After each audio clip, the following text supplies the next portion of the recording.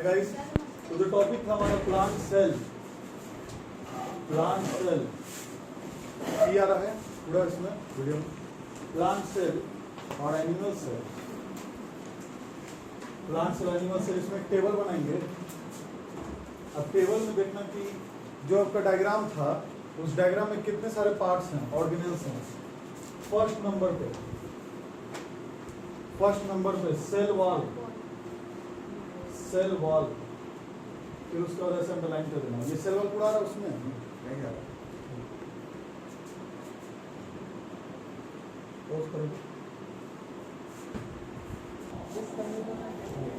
तो cell wall first number पे। Second number पे क्या है, ये तो कॉमन नहीं है दोनों में। सेकंड नंबर पे कॉमन क्या है, सरफेस पे जाना, पहले आउटर फिर इनर। सेल मेम्ब्रेन, ठीक है। थर्ड में साइटोप्लाज्म।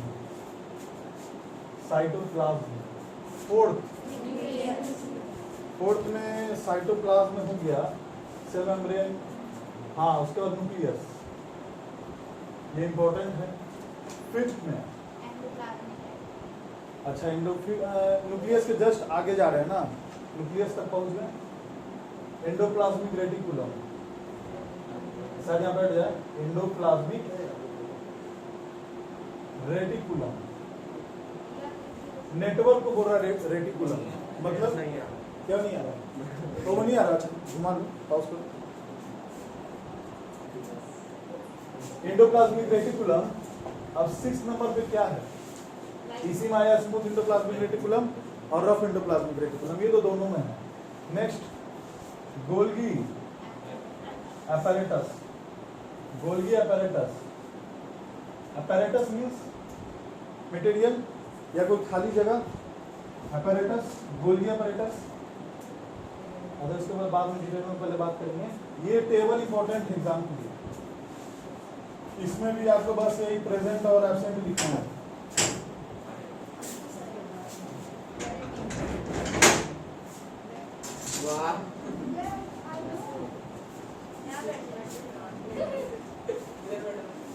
ओके, 7th नंबर पे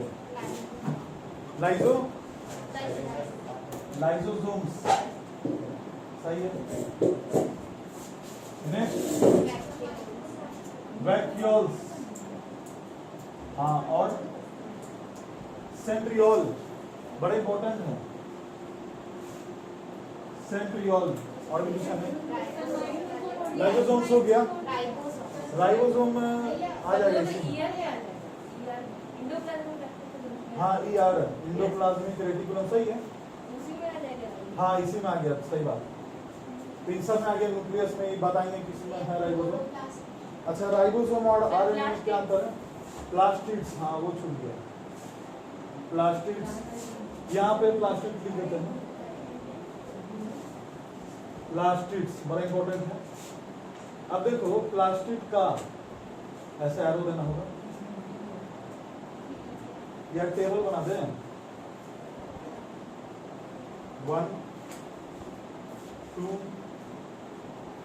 3 4 5 6 7 8 9 हो गया। इधर देख, अब बताइए प्लास्टिड्स किसमें है किसमें नहीं है। प्रेजेंट है इसमें, क्यों नहीं है, एब्सेंट इसमें क्यों है सर? क्योंकि वो कलर भरा है। प्लास्टिड से काम क्या है, फोटोसिंथेसिस। इसके पास होना चाहिए, इसके पास नहीं होना चाहिए। सेल वॉल प्रेजेंट है, क्यों प्रेजेंट है इसमें, एब्सेंट क्यों है। उसको रिजिड चाहिए, सपोर्ट चाहिए, रिजिड ठोस होना चाहिए, इसीलिए सेल वॉल है। सेल मेम्ब्रेन, अच्छा दोनों प्रेजेंट है। Next cytoplasm. अच्छा, प्रोटोप्लाज्म के बारे में बताए थे। क्रोमोसोम्स इसी में आ गया, न्यूक्लियस में सब। हाँ, अभी इतना बस टेबल में आना चाहिए। आएगा differentiate between plant cell and animal cell. तो आपको डायग्राम के बाद ये टेबल बनाना है, डायग्राम जरूर बनाना है प्लीज। तभी नंबर मिलेगा। और प्रोटोप्लाज्म के बारे में क्या बताए थे? प्रोटोप्लाज्म के बारे में living substances of cell, living cell का लिविंग सब्सटेंस। तो कौन लिविंग में नहीं है? वैक्यूल्स में स्टोरेज है। जैसे तुम्हारा घर है जहाँ पे तुम नहीं रहते, जैसे लिविंग रूम में तुम रहते हो, एक नॉन लिविंग रूम है जिसमें तुम नहीं रह रहे हो, सिर्फ सामान भरे हो, पैक है, वो वैक्यूल्स है, उसमें फूड स्टोरेज है। और जितना भी वेस्टेज है सब इसी में रहता है, इसमें नहीं है। एनिमल सेल में होगा तो बहुत छोटा दिखेगा नहीं, लेकिन प्लांट सेल में है, इसीलिए कह रहा है कि इसमें और इसको सेल वॉल और वैक्यूल्स को छोड़कर प्रोटोप्लाज्म में सेल वॉल और बीच का बड़ा सा वैक्यूल्स को छोड़ दो तो ये जो अंडरलाइन कर रहे हैं ये प्रोटोप्लाज्म है। अब न्यूक्लियस बताओ, प्रेजेंट है।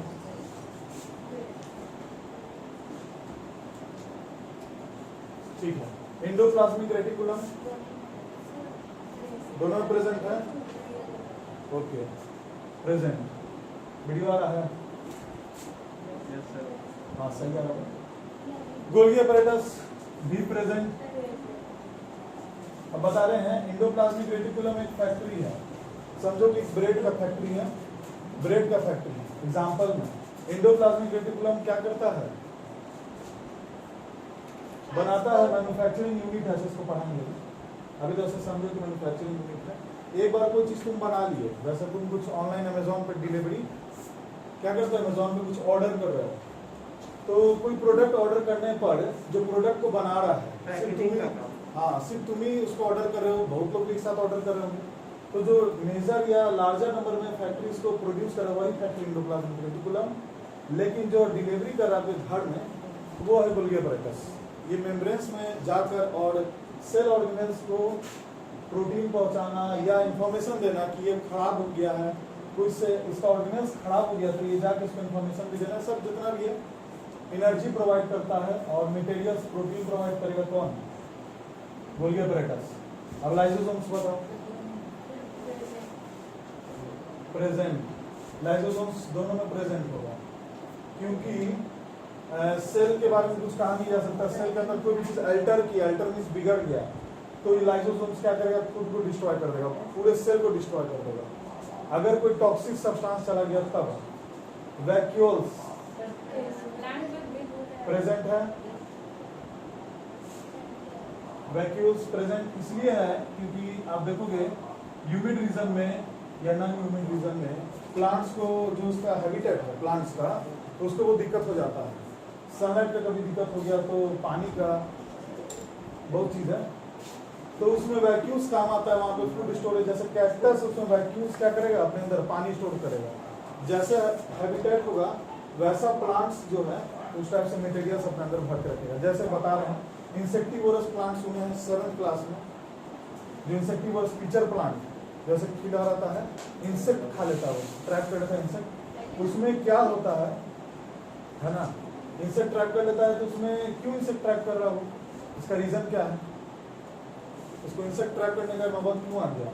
उसके अंदर या जहाँ पर वो हैबिटेट में रहता है वहाँ बहुत कीचड़ है, दलदल है, वहाँ मिट्टी से नाइट्रोजन खींचना मुश्किल है, इसीलिए वो क्या हो गया है, अपसाइड में खुला रहता है कि कोई भी मटेरियल्स आए, कोई भी सब्सटेंस ऑर्गेनिज्म आए तो क्या करे, उसमें से नाइट्रोजन, इंसेक्ट्स के अंदर नाइट्रोजन होता है, तो नाइट्रोजनस है वो कौन? Insectivorous plant.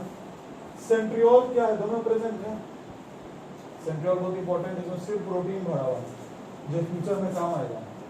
इसमें नहीं बता vacuoles absent, present, absent present बस बनाना है। पॉज कर दो।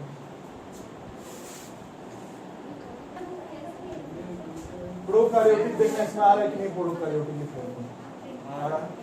प्रोकैरियोटिक सेल बड़ा इंपॉर्टेंट है।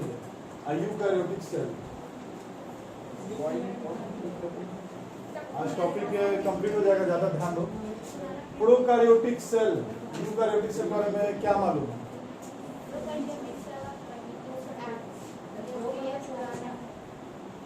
प्रोकैरियोटिक, हाँ सही। सेकंड में कार्योटिक का मतलब न्यूक्लियस प्रिमिटिव पुराने टाइप का अब ये डायनासोर जमाने का नहीं, पुराने टाइप का, यानी कि एकदम शुरू में ऑर्गेनिज्म जब बना उस टाइप का भी वेल डिफाइन नहीं हुआ है इसका जो कहो तुम जनरेशन है।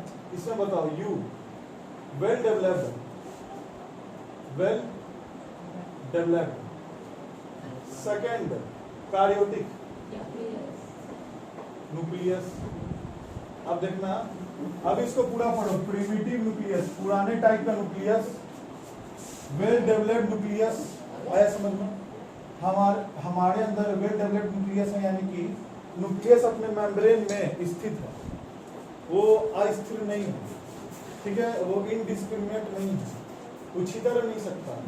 थर्ड पॉइंट, इसमें न्यूक्लियस ही नहीं है, पुराने टाइप का न्यूक्लियस है। अब बताएंगे क्या है। थर्ड पॉइंट में इसका साइज आता है, थर्ड टॉपिक है इसका साइज। दोनों का साइज याद है किसी को? बताइए। ओ 1 to 5 माइक्रोन, हाँ सही है, सही है। 1 to 10, हाँ सही, ठीक है। 1 to 10 माइक्रोन, ठीक है, माइक्रोन मीटर या माइक्रोमीटर, सही है। 1 to 10 माइक्रोन। अच्छा, माइक्रोन क्या होता है? अगर आप एक स्केल ले लो 0 से 1, ये सेंटीमीटर है, 1 सेंटीमीटर, इसका 10 भाग करो, ये 0.5 सेंटीमीटर, ये 0.1 सेंटीमीटर। अभी 9th में आ गया, कोई टेंशन नहीं। अब हम इसको बस अज्यूम करा रहे हैं कि 0.1 है, ये क्या है? 0.1 सेंटीमीटर है, लेकिन हमको सेंटीमीटर नहीं चाहिए, तो मिलीमीटर चाहिए। तो ये 1 मिलीमीटर है, 0.1 सेंटीमीटर इक्वल टू 1 मिलीमीटर। ये 1 मिलीमीटर जो है, ये क्या है? 10 मिलीमीटर, ऐसा है। समझ रहे हो क्या बोल रहा है? 1 सेंटीमीटर में कितना मिलीमीटर? 10 मिलीमीटर। तो अभी बस इतना समझो कि मैंने ऐसे किया पूरा 1 सेंटीमीटर से लेकर के यहाँ तक, लेकिन हमको जूम चाहिए। देखो क्या बता रहे हैं, 1 सेंटीमीटर हो गया, हाँ हाँ ठीक है, 0.5 सेंटीमीटर, ये 1 मिलीमीटर है। ओ इसमें तो दिख ही रहा 1 मिलीमीटर, और यहाँ पे 10 मिलीमीटर यहीं पे लिख देते हैं, और 10 मिलीमीटर। इसमें कुछ अभी ज़्यादा कुछ पता नहीं चला। अब देखना क्या है स्केल का कमाल। 10 सेंटीमीटर है, ये 10 मिलीमीटर है, ये 1 मिलीमीटर। तो 0 से 1 मिलीमीटर के बीच को स्केल को जूम करो, तो यहाँ 1 मिलीमीटर आएगा, 0 आएगा, 0 आएगा, राइट। यहाँ आपका क्या बैठा है, बोलो? 1 मिलीमीटर। तो यहाँ स्केल पे क्या आएगा? 1 मिलीमीटर। अब इसका 10 भाग करो, फिर उसका 10 भाग करो, कितना बार? तो तुम्हारा 6 बार करना होगा, तो 10⁻⁶ सेंटीमीटर का करोगे, सेंटीमीटर से 6 बार स्केल जाएगा, 6 बार छोटा छोटा डिवीजन को बड़ा करोगे 10-10, ये तुम्हारा 10⁻⁶ आएगा। अब देखो सोचे तो -6 वाला तुम पढ़े हो ना, हाँ, शॉर्ट उसमें, तो 10⁻⁶ है, तो माइनस का पावर -1 × 6, यानी 1 ऐसे आया। अब ये तुम्हारा आ गया 1, फिर पूरा कितना हो गया? 1 2 3 4 5 6, कितना? 1 × 100 1000। 0 पॉइंट कितना? 0 1 2 3 4 5 6। सही हुआ कि गलत है? हाँ ठीक है। तो कितना? इतना सेंटीमीटर, यानी 10⁻⁶ सेंटीमीटर, ये है 1 माइक्रोन, -6 सेंटीमीटर। मिलीमीटर करना है तो और बड़ा हो जाएगा, 10⁻⁵ हो जाएगा। अब देखो साइज इसका साइज कितना है? इसका 5 to 100 माइक्रोन में चला गया, यानी कि बड़ा है, हम लोग में है बड़ा है, ठीक है। नेक्स्ट जो टॉपिक होगा वो न्यूक्लियस के बारे में है। इसको टॉपिक जल्दी कंप्लीट करेंगे चैप्टर को। नेक्स्ट चैप्टर जो होगा वो टिश्यू है, उसमें और टाइम लगेगा, उसको प्लांट ला के समझना। न्यूक्लियस समझो, न्यूक्लियस इसमें क्या है? लैक, एब्सेंट है। न्यूक्लियस एब्सेंट है, न्यूक्लियस इसमें लिखो, न्यूक्लियस में nucleus absent, nucleus absent, blue pen से लिखना। न्यूक्लियस हमारा एब्सेंट है। Instead of nucleus, instead of ये लिखवा आ चुके हैं ना, instead of nucleus it contains nucleoid. ये न्यूक्लिक एसिड है, न्यूक्लियोइड को पूछेगा कि क्या होता है तो न्यूक्लिक एसिड है। और न्यूक्लिक एसिड क्या होता है तब क्या बताओगे? DNA RNA genes, DNA plus RNA plus genes, ये हो गया डीएनए आरएनए प्लस जीन्स, यानी protein, DNA with protein is called genes. Nucleus क्या है इसमें प्रेजेंट और बहुत अच्छा से with membrane, with membrane, present with membrane, present with membrane. आपका देखा तो सही आ रहा, प्रेजेंट विथ मेम्ब्रेन। हल्का सा मेम्ब्रेन नहीं दिख रहा इस साइड का देखो तो पॉज करो। ओके, स्प्लिट पॉइंट जो है वो है हमारा क्रोमोसोम्स। क्या है, क्या बोले हम? क्रोमोसोम। क्रोमो मीन्स क्रोम, सुनो कार में, कार के बीच में कहता है क्रोम, क्रोम कलर, क्रोम यानी कलर्ड, कलर्ड लिखना, कलर्ड, कलर्ड है। और जोम यानी क्या होता है? जोम यानी थ्रेड, यानी धागा, धागा थ्रेड, कलर्ड थ्रेड माना जाता है। जैसे इसका जो स्ट्रक्चर है वो ऐसे थ्रेड तैरता रहेगा। यही क्रोमोसोम्स बड़ा इंपॉर्टेंट है। डेंस होता है, स्ट्रेंड होता है, लेकिन रॉड से भी थ्रेड टाइप होता है, अभी बताएंगे। क्रोमोसोम्स इसमें क्या है, प्रेजेंट है कि एब्सेंट है? कि कितना प्रेजेंट तो है, सिंगल है। नाइस, ये भी सिंगल है। और इसमें क्रोमोसोम्स मोर देन वन और मैनी, ठीक है।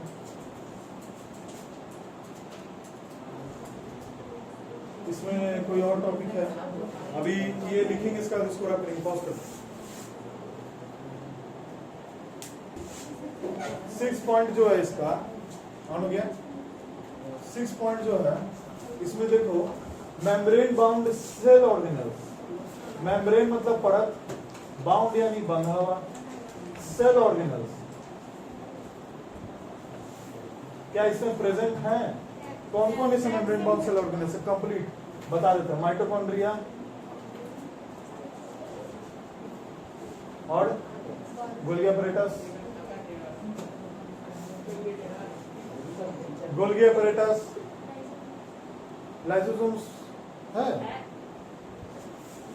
हाँ है, लाइसोसोम्स। अच्छा, स्पेलिंग में राइबोसोम्स नहीं है ना, लाइसोसोम्स। और जितना भी लिखा थे नाम ले लेते हैं, प्लास्टिड्स और अच्छा लिख देते हैं, बोलने से अच्छा लिख देते हैं, वैक्यूल्स और एंडोप्लाज्मिक ईआर लिख देते हैं, बस। अब इतना ही लिखते हैं, चलो। हाँ, ETC। ये प्रेजेंट है कि इसमें एब्सेंट है? एब्सेंट, एब्सेंट है इसमें, इसमें काम ही नहीं है इसका, वेल डिफाइंड है नहीं इसका, अभी यहाँ तक नहीं पहुंचा है इसका। 6 पॉइंट में मेम्ब्रेन बाउंड प्रेजेंट है, सेल ऑर्गेनल्स प्रेजेंट हो गया। पॉज करो। अब देखो बैक्टीरियम का हम बना रहे, जो तुम्हारा बैक्टीरिया होगा, देखिए यहाँ पे बैक्टीरियम,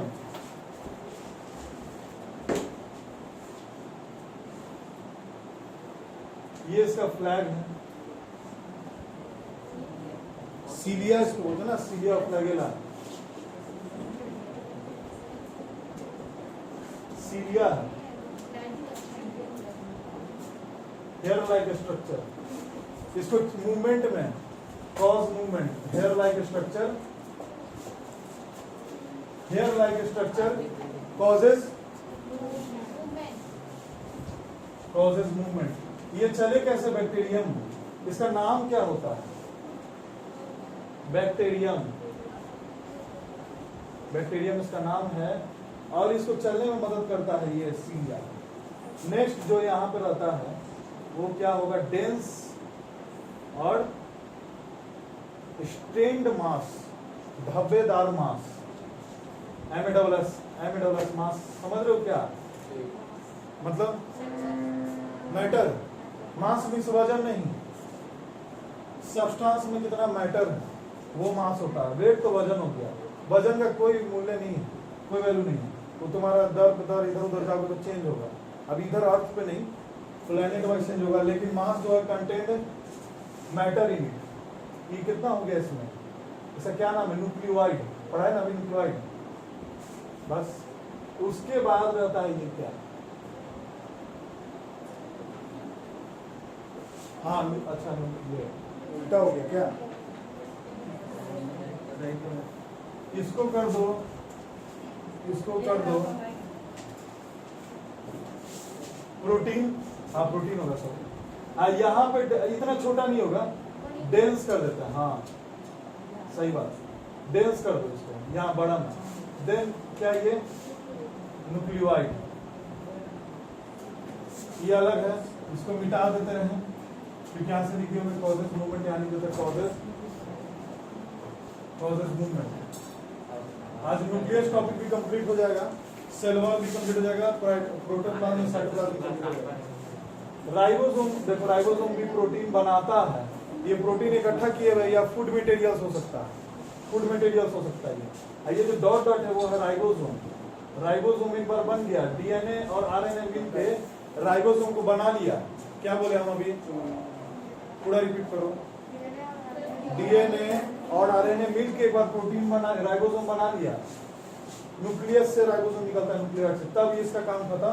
जैसे आप समझ लो कि कोई व्हीकल है, कार का स्ट्रक्चर है, तो व्हील्स बनाना है, सीट बनाना है, तो सब अलग अलग फैक्ट्री है ना? तो राइबोसोम अलग अलग फैक्ट्री की तरह काम करता है, बस प्रोटीन का फैक्ट्री है। इसमें लिखेंगे synthesises protein, synthesises protein molecules. एक होता है मॉलिक्यूल्स, एक होता है ग्लोब्यूल्स। लिखा हुआ बुक में फैट ग्लोब्यूल्स, GLOUBULES, यानी कि बड़े molecules, big molecules is called globules. ये लिख लीजिए। इसके बाद अमीबा का स्ट्रक्चर बनाना है बस।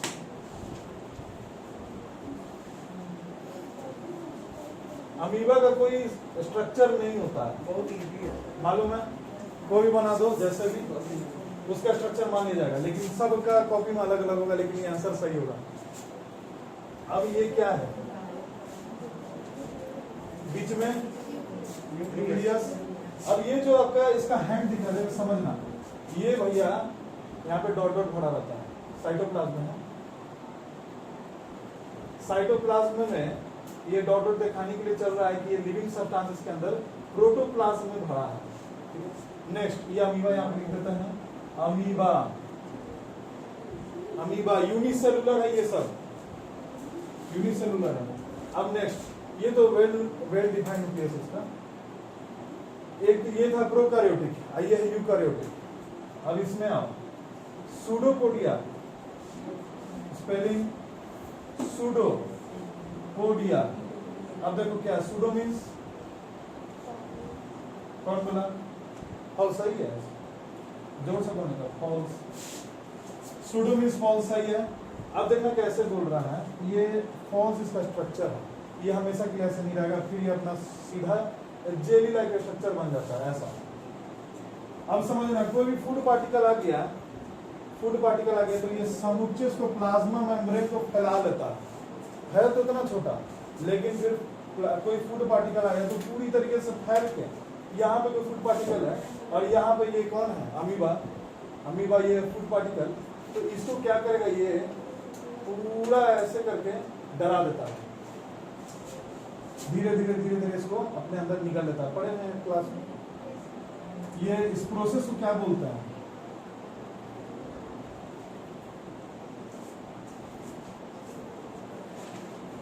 ये आपके लिए छोड़ दे रहे हैं। अब आता है इसमें राइबोसोम होगा, तो राइबोसोम ऐसे नहीं बनाएंगे, ये एक ऑर्गेनिज्म है, असल में एक ऑर्गेनिज्म है, वेल डिफाइंड है, तो इसका राइबोसोम उस टाइप से नहीं होगा। एक यूरोइड बनाएंगे, ये स्पेस होता है खाली, यूरोइड, न्यूक्लियस, इसमें सेल डिवीजन होता है, nucleus nucleus nucleus nucleus contractile vacuole, contractile vacuole, ये रफ में डायग्राम बना के घर पर ऐसे बनाना। वाटर भी इसमें भरा है, ये जो डॉट डॉट यहाँ पे भरे हैं हाथ के पास, वाटर है, ठीक है।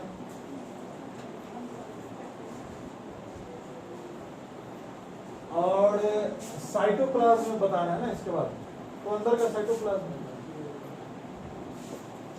एक होता है इंडोप्लाज्म, एक होता है एक्टोप्लाज्म। इंडोप्लाज्म और एक्टोप्लाज्म में क्या होगा, इसमें कुछ सेल वॉल है नहीं, तो ये जो बाहर का स्ट्रक्चर है दैट्स कॉल्ड एक्टोप्लाज्म, और अंदर का जो एंडोप्लाज्म उसको असल में बोलते हैं हम लोग प्लाज्मा जेल भी। तो अमीबा का स्ट्रक्चर है, पॉज कर बड़ा हो गया। सेल वॉल टॉपिक लगाइए, सेल वॉल। सेल वॉल के बारे में थोड़ा डिटेल में समझो कि अगर कोई कासल है, कैसल है किंग का, तो आपका क्या हो रहा है, ये लास्ट टॉपिक आता है, उसमें आपको एक होता है कि बाहर का भी दरवाजा होता है, बाहर का भी जो उसका, या स्टेट का बाउंड्री समझो, अंदर में पूरा शहर है और स्टेट का बाउंड्री, तो बाउंड्री कैसा होना चाहिए, बहुत स्ट्रांग होना चाहिए कि लूज, समझ रहे हो, स्ट्रांग होना चाहिए, और बाइंड करे, मतलब जो भी इसका मजबूत होना चाहिए, बड़ा होना चाहिए, बहुत सारे कैरेक्टरिस्टिक्स आते हैं। इसी में सेल वॉल आ गया कि जो सेल का है बाउंड्री, जिसको दूसरे सेल से टोटली अलग कर रहा है, एक्सटर्नल एनवायरनमेंट से टोटली अलग कर रहा है, सेल वॉल ओनली प्लांट में होता है। तो पॉइंट नंबर 1, ये पॉइंट नंबर 1 दिख रहा है उसमें, point number 1, it is found, बहुत इंपॉर्टेंट है, it is found in, teacher यही देखेंगे यहाँ पे, याद रखिए, it is found in plant cell only, plant cells only. अच्छा, प्लांट्स अपना सेल्स क्यों नहीं ले सकते, प्लांट्स उसका सेल्स नहीं ले सकता, प्लांट या सेल्स या प्लांट्स या सेल, तो plant cells only. Second point क्या होगा, आप ही बताइए, हाँ बताइए। ओके, समझ गया।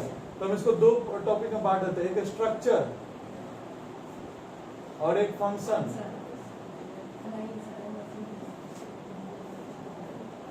स्ट्रक्चर में ये पॉइंट नहीं होना चाहिए, लेकिन प्लांट सेल के स्ट्रक्चर में ही आता है, इसीलिए हम इसको लिख डालते हैं।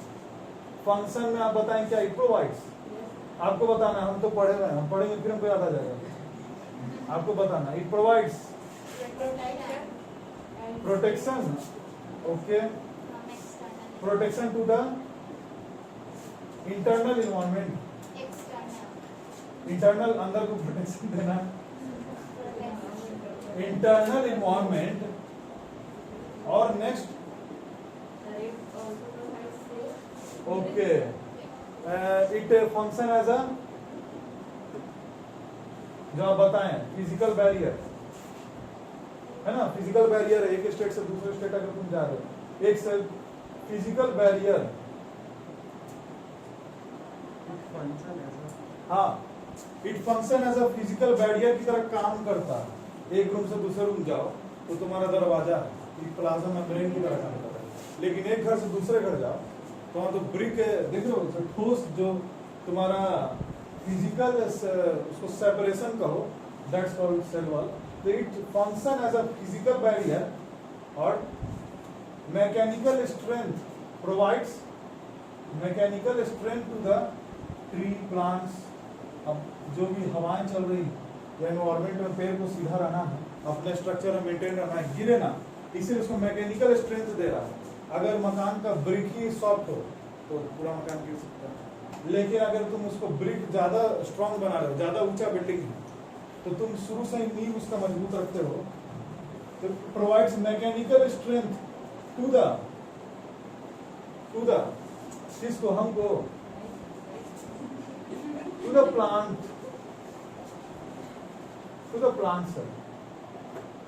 थर्ड पॉइंट, इसके स्ट्रक्चर में लाइज कहां पे ये है, लोकेशन है ये, lies outside the plasma membrane, lies outside the plasma membrane. ये याद रखने का है, जैसे अभी भी कोई है ऐसे स्टूडेंट जिसको लग रहा कौन चैप्टर चल रहा है, वो फर्स्ट चैप्टर चल रहा है, बायोलॉजी चल रहा है। Lies outside the plasma membrane, ये है याद रखने का तरीका। थर्ड पॉइंट क्या होगा, इट इज कंपोज्ड ऑफ, या it is made up of, किस चीज से बन रहा है, याद है, it is made up of cellulose. अभी सेलुलोज क्या है थोड़ा डिटेल, केमिकल होगा, सेलुलोज एक केमिकल है, केमिकल तो लिखेंगे केमिकली, राइट, लिखिए केमिकली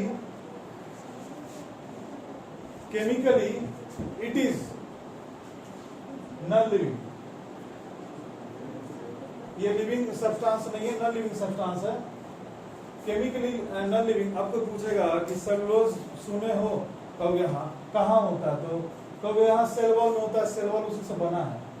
ये कहाँ दिख रहा है तुमको आमने सामने, जो कार्टून देखते हो रेफ्रिजरेटर का, टेलीविजन का कार्टून ब्राउन कलर का, वही है, सेलुलोज से बना है। पेपर सब सेलुलोज है, हाँ, मतलब जूस है, व्हाइट जूस निकलता है ना पेड़ से, फोटो बना हुआ लगता है, रबर टिक्स निकल रहा है, सेलुलोज, उसी से तुम्हारा पेज जूस बन रहा है, कार्टून कॉपी बन रहा है, ये सेलुलोज से बन रहा है। बहुत इंपॉर्टेंट चीज है, सेल वॉल में पाया जाता है, फैला हुआ पूरे पेड़ में।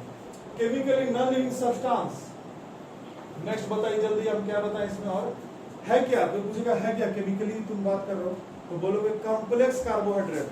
ये टर्म में पहले 6-7 में बताया जा चुका है, कॉम्प्लेक्स कार्बोहाइड्रेट है ये। कार्बोहाइड्रेट देखिए, नहीं देखिए यहाँ पे साइंस में ध्यान दीजिए, कार्बोहाइड्रेट बहुत तरह के होते हैं। पहला शुगर, मैल्टोज, ग्लूकोज सुने हो, मैल्टोज, फ्रक्टोज, ईख में फ्रक्टोज होता है, बहुत ज्यादा मीठा होता है, इसीलिए उसमें ग्लूकोज नहीं होगा, ग्लूकोज तो है, फ्रुक्टोज बहुत ज्यादा मीठा होता है, मैल्टोज बहुत ज्यादा मीठा, फ्रक्टोज सबसे ज्यादा है। ऐसे मैल्टोज ऐसे 2000 ऐसे करके उसको नापा गया, उसमें रखा गया, तो ग्लूकोज तो बहुत इंपॉर्टेंट है, लेकिन वो कॉम्प्लेक्स कार्बोहाइड्रेट है।